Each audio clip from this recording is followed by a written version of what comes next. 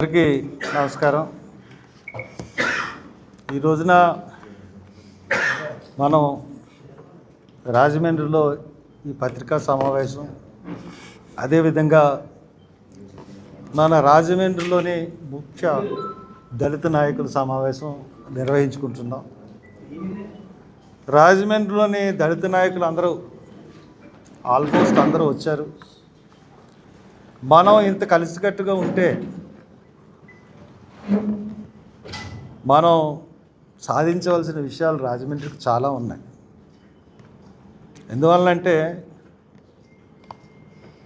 మనకి ప్రతి 12 సంవత్సరాల్లో పుష్కరాలు వస్తూ ఉంటాయి. రాజమండ్రిని అభివృద్ధి చేస్తూ ఉంటారు. కానీ దళితులకు సంబంధించిన విషయాల్లో పాలక వర్గాలు, ఏ పాలక వర్గమైనా కానీ సరైన ప్రాతినిధ్యం అన్నది ఇవ్వటం ఉంది. దానికి మనందరం వివిధ పార్టీల్లో ఉంటున్నాం, ఉండాలి కూడా. ఏదన్నా ఒక విషయం వచ్చినప్పుడు, ఒక సామాజిక సమస్య వచ్చినప్పుడు, మనకి జాతికి ఆపద కలిగినప్పుడు మనందరం కూడా ఒక తాటి మీదకి రావాలి. ఆ తాటి మీదకి వచ్చినప్పుడు ప్రభుత్వ గుండెల్లో గుబేలు అంటుంది. ఈ రోజున మనం కుసుమ ధర్మన్న గారి పుణ్యాన ఈ రోజున ఇక్కడ మనం కలిసాం. కుసుమ ధర్మన్న గారు అంటే ఈ తరం వాళ్ళకి ఎవరికి ఏమీ తెలియదు. నాకే తెలియదు. నేను 2 సార్లు ఎంపీ చేసిన నాకే. ఒక 15-20 సంవత్సరాల క్రితం మా నాన్నగారు కోర్లంపేటలో గొప్ప మహాకవి ఉండేవాడురా, ఆయన స్వాతంత్ర ఉద్యమంలో పాల్గొన్నాడు అని చెప్పడం జరిగింది. ఆయన చాలా పుస్తకాలు రాశాడు అని కూడా చెప్పారు. దాని తర్వాత నేను మర్చిపోయాను. తర్వాత ఈ మధ్యకాలంలో కొంతమంది కుసుమ ధర్మన్న గారి గురించి మాట్లాడుకోవడం, ఆయన గొప్ప త్యాగాలు చేశాడు ఇవన్నీ చెప్పడం అన్నది నాకు చాలా సంతోషం అనిపించింది. అసలు ఏంటి కుసుమ ధర్మన్న గారు అని ఆలోచించే తరుణంలో నాకు కుసుమ ధర్మన్న గారు పెద్దగా కొడుకు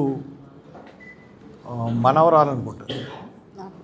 ఆవిడ కుసుమ రాధ అని చెప్పి ఆవిడ కుసుమ ధర్మన్న పీఠం అన్నది స్థాపించి హైదరాబాదులో చాలా కాలంగా కార్యక్రమాలు చేస్తూ ఉంది. మన ఇక్కడ చిరంజీవి, రాజేంద్ర ప్రసాద్ వీళ్ళిద్దరూ కలిపి, కోరుకొండ చిరంజీవి, రాజేంద్ర ప్రసాద్ వీళ్ళిద్దరూ కూడా 2010 నుంచి మన దళిత హాస్టల్స్లో కుసుమ ధర్మన్న గారి గురించి మీటింగులు పెట్టి ఆ మార్చి 26వ తారీఖున ఆయన పుట్టినరోజున అక్కడ భోజనాలు పెట్టి హాస్టల్లోని పిల్లలకి ఆయన గురించి చెప్తూ ఉన్నారు. ఇప్పుడు దాకా జరిగిన కృషి ఇదే.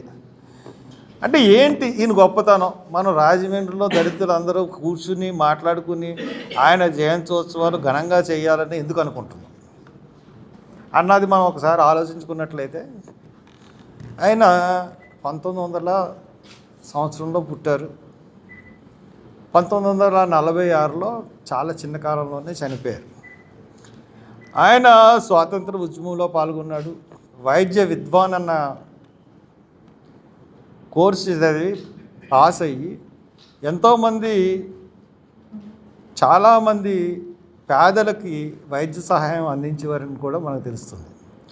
అంతేకాకుండా జయబేరి అని ఒక పత్రిక పెట్టి స్వాతంత్ర ఉద్యమ కాలంలో, ముఖ్యంగా జయబేరిలో స్వతంత్రం గురించి పోరాటం చేసే పరిస్థితుల్లో దళితులు ఎదుర్కొంటున్న, అప్పుడు హరిజనులు అనేవారు, దళితులు అన్న పదం మనకి 10 సంవత్సరాలు 20 సంవత్సరాల క్రితం నుంచి వచ్చింది. ఈ హరిజనులు ఎదుర్కొంటున్న వ్యతల్ని, హరిజనులు అన్నదాన్ని బ్యాన్ చేశారు ఆ పదాన్ని. కాబట్టి దాని గురించి కూడా ఆయన పాకులాడాడు. మొట్టమొదటిసారిగా గాంధీ గారు సీతానగరం కస్తూరిబా గాంధీ ఆశ్రమానికి వచ్చినప్పుడు గాంధీ గారు కోర్లంపేటలో వచ్చి కుసుమ ధర్మన్న గారి గృహాన్ని సందర్శించి ఆయన అక్కడ సహపంక్తి భోజనం చేశాడని కూడా మనకి చరిత్ర చెప్తా ఉంది. గాంధీ గారు చాలా అప్రిషియేట్ చేశాడంట కుసుమ ధర్మన్న గారిని. దాని తర్వాత అంబేద్కర్ గారు కూడా రాజమండ్రి రావడానికి ముఖ్య కారణం కుసుమ ధర్మన్న గారిని కూడా మనకు చెప్తూ ఉంటారు. ఈయన మనం చెప్తూ ఉంటాం సనాతన ధర్మం దళితులు అన్న కార్యక్రమం చూసుకున్నట్లయితే సనాతన ధర్మంలో మనకేముండేది? కుల బహిష్కరణ ఉండేది. అంటే కులం అంటే దళితుల్ని సనాతన ధర్మంలో దళితులకి ఆలయ ప్రవేశం లేదు. మనం పూర్తిగా సనాతన ధర్మం గురించి మాట్లాడద్దు అని వాళ్ళకి నేను చెప్తా ఉన్నాను. సనాతన ధర్మంలో దళితులకి ఆలయ ప్రవేశం లేదు. అటువంటప్పుడు 1946 సంవత్సరంలో పందిరి మహాదేవుడి సత్రం ఆ గుడిలో దళితులకి ప్రవేశం కల్పించాలని పెద్ద ఉద్యమం చేసి దళితులందరినీ సామూహికంగా తీసుకుని వెళ్ళి ఆ పందిరి మహాదేవుడు సత్రం ఆ పందిరి మహాదేవుడు ఆలయంలోకి ప్రవేశించారు కుసుమ ధర్మన్న గారు. అంటే విప్లవవాది కాబట్టే ఆ రోజున అక్కడ ఆయన ప్రవేశించడం జరిగింది. ప్రవేశించినప్పుడు ఆలయ పూజారులు స్వాగతం ఇచ్చారు, రప్పించారు. లోనకి వెళ్ళిన తర్వాత తిరిగి వచ్చేటప్పుడు ప్రసాదం ఇచ్చినప్పుడు ప్రసాదం తిని ఆయన తర్వాత చనిపోయాడు. ఆ ప్రసాదంలో విషం కలిపారన్న ఒక ప్రచారం అన్నది మటుకు ఆ రోజుల్లో బాగా ప్రచారం అయింది. కాబట్టి దళితుల గురించి ఆయన పుస్తకాలు రాసిన పుస్తకాలు హరిజన శతకం అన్న ఒక పుస్తకం ఉంది, గొప్ప పుస్తకం అంట. తర్వాత మా కొద్దీ నల్లదొర్రతనం తెల్లదొరలే మమ్మల్ని పాలించాడు, అదే మూసలో పాలిస్తున్నటువంటి నల్లదొరలు మాకొద్దు అంటే ప్రజాస్వామ్య విలువల గురించి ఆయన ఆ రోజే రాబోయే పరిస్థితుల గురించి ఊహించి రాసిన గొప్ప పుస్తకం. తర్వాత మాలకాకి అన్న ఒక పుస్తకం దొరకట్లేదు. అలాగే చాలా పుస్తకాలు ఆయన రాశారు. ఈ పుస్తకాల్లో చాలా దీని గురించి జీకేడి ప్రసాద్ అని చెప్పి సోదరులు ఏం పేరు సత్యనారాయణ గారు ఎలాగైతే మనకి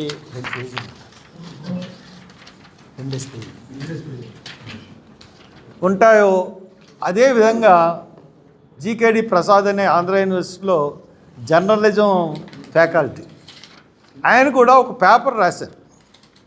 ఆ పేపర్ రాసి మనకు వాట్సాప్లో పెట్టినప్పుడు నేను ఆయన గురించి పూర్తిగా చదవడం జరిగిన తర్వాత ఖచ్చితంగా మనం ఇది ప్రపంచానికి చెప్పాలంటే ఇది ఖచ్చితంగా మనం అందరికీ ముందు ప్రెస్ మీట్ ద్వారా తెలియజేయాలి, తర్వాత కరపత్రాల ద్వారా తెలియజేయాలి ఆయన జీవిత చరిత్రని. ఆయనకి శాశ్వతంగా ఉండిపోయేటట్టుగా ఒక అన్నీ తీసుకోవాలని చెప్పేసి నేను ఏం చేశానంటే అంతకుముందు అనుకున్నట్టుగానే మార్చి 26వ తారీఖున ఆయన 126వ జయంత్యోత్సవాలు ప్రకృతి వేదిక నాకు మన ఆనంక మార్చి 17న ప్రకృతి వేదికలో ఆయన జయంత్యోత్సవాలు పెట్టాలని అనుకుంటున్నాం. 126వ జయంత్యోత్సవాలు. ఎందుకంటే ఆనం హాల్లో పెడదాం అనుకున్నాం. ఆ రోజున అక్కడ ఖాళీ లేదు. అది దాంతో ప్రకృతి వేదికలో మరి అది హైవే రోడ్లో ఉంటుంది, మీ అందరికీ తెలుసు. అది దివాన్ చెరువు నుంచి కొవ్వూరు వెళ్ళే హైవే రోడ్లో ఉంటుంది. ఏసీ హాల్, అందరూ రావాలి. మనం అందరం కూడా ఆయన జయంతి జరుపుకుని భోజనాలు చేసి ఆయన గురించి స్మరించుకుంటూ వెళ్దాం. అంతేకాకుండా మన ముందున్న ముఖ్యమైన 2 కార్యక్రమాలు ఉన్నాయి. ఒక కార్యక్రమం ఏంటంటే ఆయన కాంస్య విగ్రహం పెట్టడం. ఆయన కాంస్య విగ్రహం ఎక్కడంటే గోదావరి తీరాన చాలామంది ప్రముఖుల యొక్క విగ్రహాలని మనం పెడుతున్నారు. రాజమండ్రిలో ఉన్న వాళ్ళవి, రాజమండ్రికి సంబంధించిన వాళ్ళవి, సినిమా యాక్టర్లవి, ప్రముఖ నాయకులవి పెడతా ఉన్నారు. అలా విధంగా ఈయన కాంస్య విగ్రహం ప్రభుత్వమే ఏర్పాటు చేసి పెట్టాలి ఒకటి. ఇంకోటి దేవీ చౌక్ నుంచి అంబేద్కర్ విగ్రహం వరకు కుసుమ ధర్మన్న రోడ్డు కింద ఆ రోడ్డుకి నామకరణం చేయాలి. మరి దేవీ చౌక్ ఏంటంటారు? మీ కంబాల చెరువు దగ్గర నుంచి దేవీ చౌక్ రోడ్డు వరకు దేవీ చౌక్ రోడ్డుని నామకరణం చేయండి.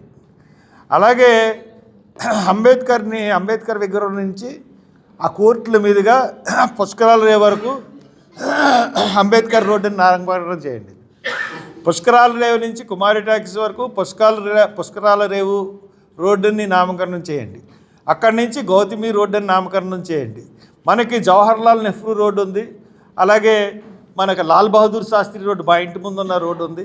అలాగే ప్రముఖమైన రాజమండ్రి నాయకులు ఏసీవే రోడ్డు కానీ, చల్లాప్పారావు గారు కానీ, గోరంట్ల బుచ్చే చౌదరి గారు కానీ, లేకపోతే మేయర్ కానీ, చక్రవర్తి గారు కానీ, ఇలాగా ప్రముఖులు ఈ రాజమండ్రిలో సేవ చేసిన వాళ్ళకి, అలాగే భారతదేశంలోని నాయకులకి ఒక రోడ్లు రాజమండ్రిలో మార్చి ఈ పుష్కరాలకి ఒక మంచి నూతన వరవడి రాజమండ్రికి ఇచ్చేటట్లుగా అధికారులు కృషి చేస్తే చాలా బాగుంటుంది.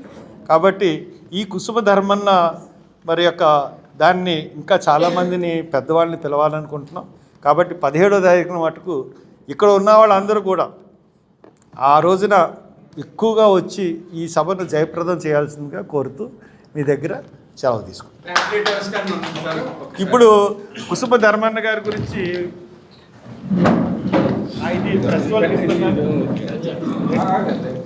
ఈ ప్రెస్కి ఇస్తున్నాను. దగ్గర వాళ్ళందరూ కూడా తీసుకుని వెళ్ళండి. ఇది పీడిఎఫ్.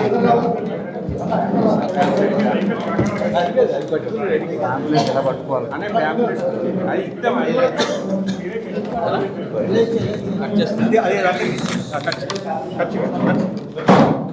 అన్నగారు ఫ్యాబ్లెట్ ఆవిష్కరిస్తున్నారు.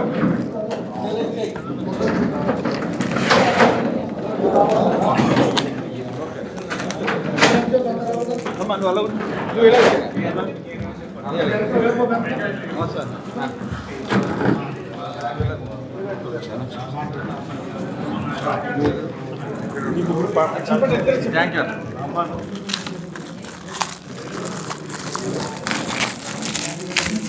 కొన్ని 4-5 ఇచ్చేయాలి. అటు ఇచ్చేయండి.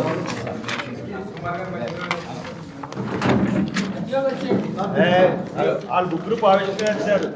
అందులో ఇక్కడ సమానంగా ఉన్నారు.